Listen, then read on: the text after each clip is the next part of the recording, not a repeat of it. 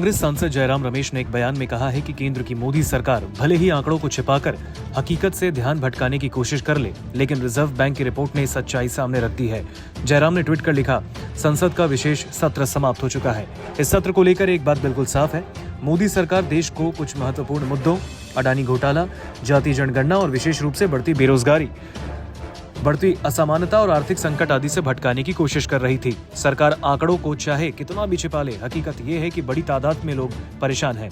पिछले सप्ताह रिपोर्ट में कुछ तथ्यों, मुख्य रूप से सितंबर के आरबीआई बुलेटिन में जिन्हें दबा दिया गया, उनको हाईलाइट करता हुआ हमारा बयान। दरअसल जयराम रमेश ने कुछ तथ्य सिलसिलेवार तरीके से सामने रखे हैं। चलिए उस पर नजर डालते हैं। सितंबर 2023 का आरबीआई का नवीनतम बुलेटिन कोविड-19 महामारी से उबरने में मोदी सरकार की पूरी तरह से विफलता को दर्शाता है। फरवरी 2020 में 43% लोग लेबर फोर्स में थे। 3.5 से अधिक सालों के बाद ये भागीदारी दर 40% के आसपास बनी है। अजीम प्रेमजी विश्वविद्यालय की एक रिपोर्ट से पता चलता है कि 25 साल से कम आयु के 42% से अधिक ग्रेजुएट 2021-22 में बेरोजगार थे। यह गंभीर चिंता का विषय है। महामारी से पहले 2022 में भी महिलाओं को उनकी वास्तविक आय का केवल 85% ही मिल पा रहा था। हम ये भी जानते हैं कि महामारी की शुरुआत से पहले ही भारत में बेरोजगारी 45 सालों में सबसे ज्यादा थी।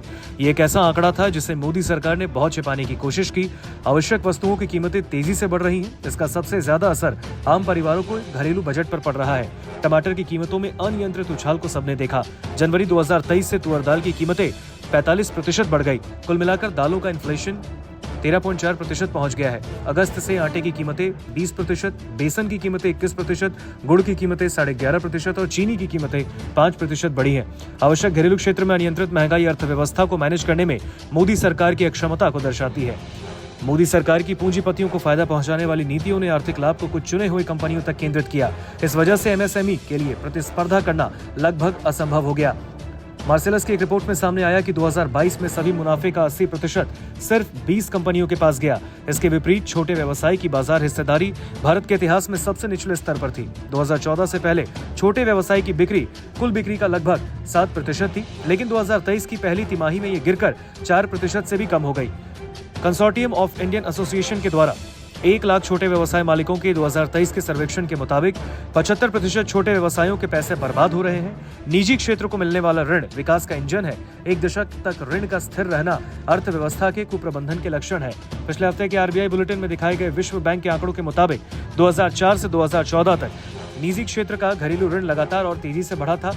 2004 में ऋण सकल घरेलू उत्पाद के 36.2% से बढ़कर 2014 में सकल घरेलू उत्पाद का 51.9% हो गया। लेकिन 2014 के बाद से ऋण वृद्धि स्थिर हो गई। 2021 में घरेलू ऋण महज 50.4% था, 2014 की तुलना में कम। सरकार के लिए गंभीर चिंता का विषय होना चाहिए कि घरेलू वित्तीय देनदारियां तेजी से बढ़ी हैं। वित्त मंत्रालय चाहता है कि हम ये विश्वास करें कि ये सभी लोग घर और गाड़ी खरीद रहे हैं, लेकिन आरबीआई के आंकड़ों से पता चलता है कि पिछले साल के दौरान गोल्ड लोन में 23% और पर्सनल लोन में 29% की भारी वृद्धि हुई। ये आंकड़े संकट के स्पष्ट संकेत हैं।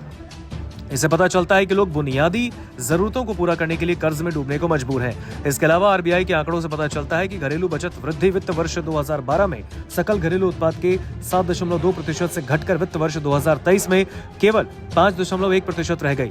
यह बचत वृद्धि दर 47 साल के सबसे निचले स्तर पर है। यह मोदी सरकार में भारतीय अर्थव्यवस्था में समग्र मंदी को दर्शाता है। एक दशक में पहली बार भारत में एफडीआई प्रवाह में गिरावट आई। आरबीआई बुलेटिन से पता चला कि वित्त वर्ष 2023 में एफडीआई में 16% की कमी आई। इसके अलावा सकल घरेलू उत्पाद के प्रतिशत के रूप में 2004 में 0.8% से दोगुना होकर 2014 में 1.7% होने के बाद एफडीआई स्थिर रहा। 2022 में यह प्रवाह सकल घरेलू उत्पाद का केवल 1.5% था। विदेशी निवेशक भारत में अपना पैसा लगाने के लिए उत्साहित नहीं है।